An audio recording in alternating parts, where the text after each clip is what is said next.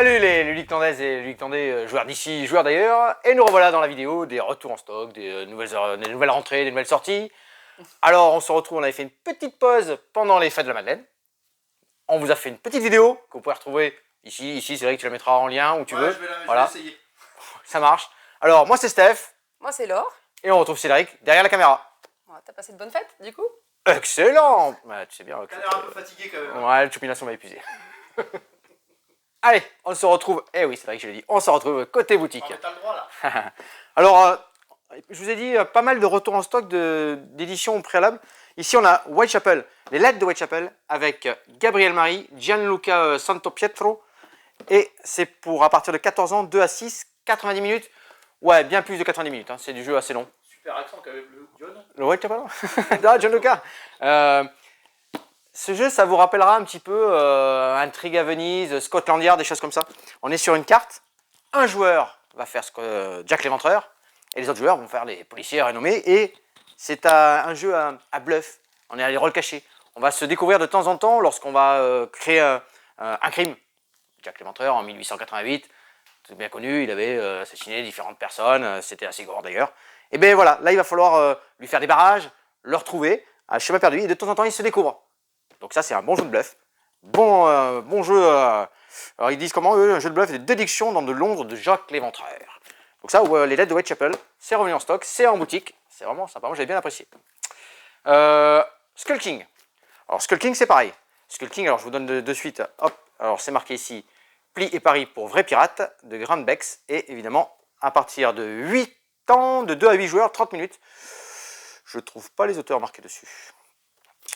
C'est un jeu de pli, alors Skull King c'est international, c'est connu vraiment dans tous les pays. C'est un jeu de pli basique. 11 cartes au départ, 11 manches. Vous allez commencer avec une seule carte. Vous allez la poser, celui qui remporte le pli, la valeur la plus haute, remporte le pli. Il y a un petit jeu de pari. Le pari c'est qu'on va devoir faire tous en même temps, dire combien de plis on va remporter. 1, 2 ou 3 suivant le nombre de cartes à laquelle on en est. Bien sûr, vous allez me dire, valeur de pli, c'est facile, c'est simple, des cartes. Mais non, il y a des atouts. Des atouts pour couper. Le drapeau, il gagne toutes les cartes. La sirène, elle bat le drapeau et toutes les autres cartes. Le pirate, bon, vous m'avez compris, hein, il bat la sirène et il bat le drapeau. Et le Skull King, qui est tout en haut, bah lui, il bat tout le monde. Sauf que la sirène, elle bat le Skull King. Et oui, elle va l'envoûter, bien sûr. Donc ça c'est un vrai jeu de pli, jeu d'ambiance. Ça marche super bien, Skull King. Ça, c'est très bon. C'est revenu en version française. Pour parier, il faut faire quoi? Alors pas le Père Noël, hein, le côté pirate. Hein.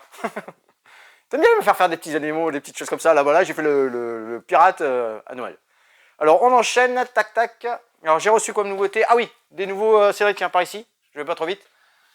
Des nouveaux paquets héros pour Marvel Champion. Alors, ça va vous faire rire. Celui-ci, c'est Spider-Ham. Oui, vous allez jouer avec Peter Cochon. C'est comme ça.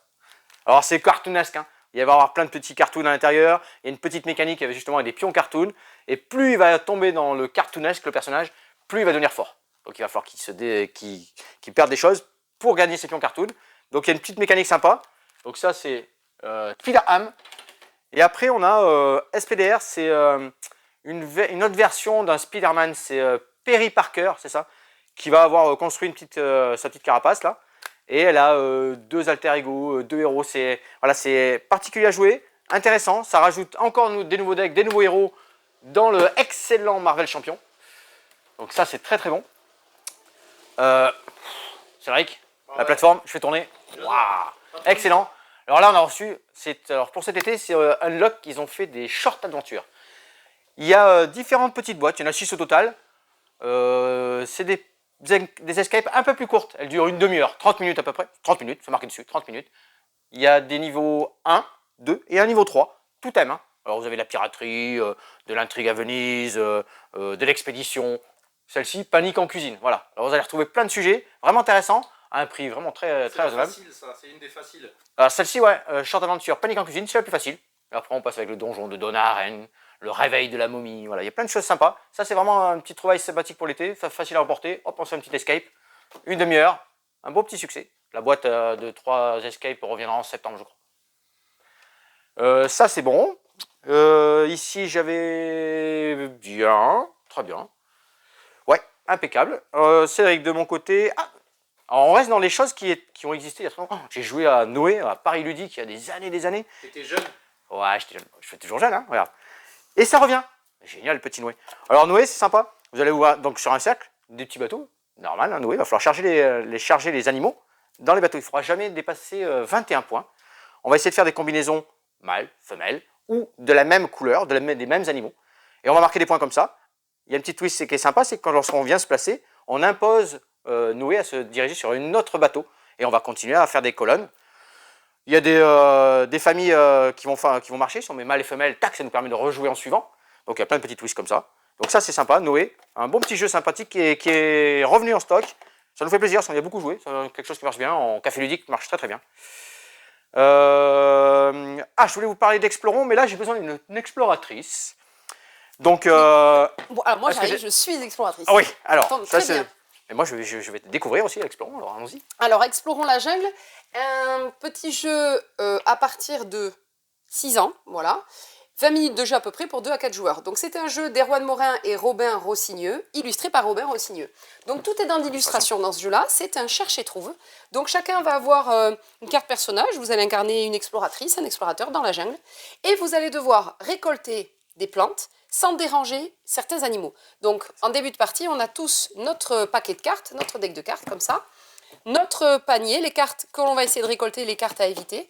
Et ici, on va piocher donc la première carte. Ici, on va donc être à la recherche de fleurs violettes, mais on ne devra surtout pas déranger pendant leur sieste les petits singes dans la jungle. Donc, au top départ, tout le monde, on va observer notre première carte et soit mettre dans notre panier, soit jeter la carte. Donc là, moi, je vois qu'il y a une fleur violette. Je pense pas qu'il y ait de petits singes. Mais attention, les singes, enfin les animaux Ouais, ils sont se cachés cachent dans le verre. en fait Hop, là, sous ouais, le ouais. feuillage pour faire leur sieste. Donc moi je prends. Ensuite, là il n'y a pas de fleurs. Là je pense qu'il n'y a pas de singes. Je sais Et c'est pas. le premier qui a fini son paquet, hein, vite. tu as dit, hein. Voilà. Dès que quelqu'un a terminé son paquet, il va dire Voilà. stop et on arrête On d'explorer. pose le paquet. Voilà. Dans ce cas, on va chacun révéler les cartes qui ont été placées dans notre panier et on va les retourner. Et là, tout l'intérêt, il est là aussi. C'est que derrière les Ça cartes, c'est génial, c'est super on bien voit fait ça. effectivement la fleur que je devais récolter. Alors, je l'ai bien récoltée. Par contre, il y avait un petit chimpanzé, un petit singe en train de faire sa sieste. Donc, je l'ai dérangé. Donc, celle-là, dommage, c'était une carte à éviter. Ici, il y a la fleur et il n'y a pas de singe. Donc, c'est bon. Ici, j'ai la fleur et c'est un toucan qui se cache. Donc, c'est bon. Pour le comptage des points, c'est le joueur qui a dérangé le moins d'animaux, qui a récolter le moins de cartes à éviter, qui va gagner la partie. Donc c'est pas tant récolter des fleurs qui va être important, c'est ne pas déranger la faune sauvage. C'est ça, ouais, tout à fait. Voilà, amusez-vous bien avec ce petit jeu de cherche et trouve. Excellent, merci l'exploratrice. De rien, je m'en vais. Et je refais une petite parenthèse, Cédric. Noé, j'ai oublié, Bruno Catala et Ludovic Maublanc, Ah bien ouais, sûr. ouais. Ah bah oui, oui. Quelle honte. À l'illustration, Xavier Colette. Voilà, franchement, là, c'est obligé, c'est obligatoire. Tac, tac, tac. Tu me suis doucement, je marche doucement. Je te suis doucement. Doucement, doucement. On va aller jusqu'au côté coin plus jeune. Coin, On coin. va dire enfant, mais coin. Encore quelque chose qui est revenu depuis très longtemps, qui avait très très bien fonctionné. Carline. Carline, c'est un peu comme dans les timelines, tout ça, sauf que là, c'est uniquement avec les animaux. Donc ça, c'est génial pour les enfants parce qu'on va jouer avec plusieurs caractéristiques. Et en famille d'ailleurs, hein, très très bien en famille. On va jouer avec différentes caractéristiques des animaux. On va jouer avec leur taille, leur poids. Tiens, je ne sais pas si tu vois Cédric, les illustrations sont vraiment, vraiment sympas. Leur espérance de vie. Alors, on a 4 cartes chacun devant soi. Là, par exemple, moi j'ai le lapin de Garenne, le yak, le panda géant, le saumon atlantique. Et je vais devoir les placer. Oui, toi tu as une coccinelle, le dragon de Komodo, la cigogne et le hérisson, Cédric. Tiens, Cédric, par exemple, l'Asie, l'éléphant d'Asie, bah lui, on va choisir la caractéristique de départ avec laquelle on va jouer. Toute la partie va être la même caractéristique. Soit on joue avec la hauteur, donc comme je dis, soit avec le poids, soit avec l'espérance de vie. Allez, je suis sympa avec toi, on va jouer avec la taille.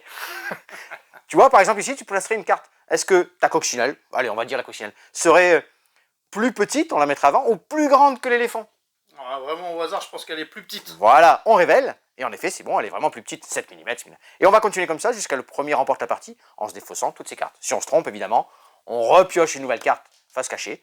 Donc là, voilà, ce qui est bien, c'est qu'on peut jouer avec différentes tranches d'âge d'enfants, parce qu'on va jouer avec des caractéristiques plus faciles, ou corser avec des caractéristiques plus compliquées, en utilisant l'espérance de vie, c'est plus dur à trouver. Donc ça, Carline, c'est de Frédéric Henry, de Gaël Lanurin. À partir de 7 ans, 2-8 joueurs, des parties rapides, 15 minutes. Ça, c'est très bon, des belles illustrations. C'est en boutique, c'est en café ludique, vous pouvez aussi venir tester. Voilà, pour notre petit tour ici des coins des enfants. De l'autre côté, c'est Rick, tu me suis, j'aime bien comme tu suis. Attention, marche arrière. Voilà, si on a des retours des aventuriers du rail, on nous a beaucoup demandé la version 2-3 joueurs. Donc là, elle est à nouveau disponible. Je l'ai ici. Les aventuriers du rail Scandinavie. Elle est optimisée pour 2-3 joueurs. Donc ça, vous s'était demandé parce que c'est vrai que les parties sur celui-ci à 2, on ne se gênait pas trop tout ça. Donc ça, c'est fait, c'est spécialisé 2-3 joueurs, ça marche très très bien. Donc toujours de Alan Hermon.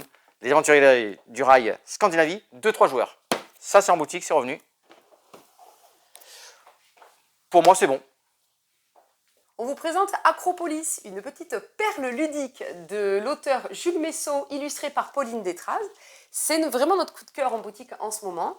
Il est facile à expliquer, les règles sont simples, il est accessible. C'est 2-4 joueurs, accessible à partir de 8 ans pour des parties d'environ, il est dit 25 minutes sur la boîte, entre une demi-heure et 3/4 d'heure, on va dire, selon le nombre de joueurs.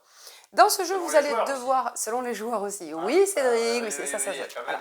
Private joke. Bref, ça s'adresse donc à des joueurs qui sont des architectes, qui vont donc, nous allons en tant qu'architectes dans ce jeu construire une cité qui va s'élever le plus haut possible pour marquer un max de points, une cité méditerranéenne, voilà, avec des habitats, des tours de garde, des commerces, des temples, etc. et des carrières de pierre.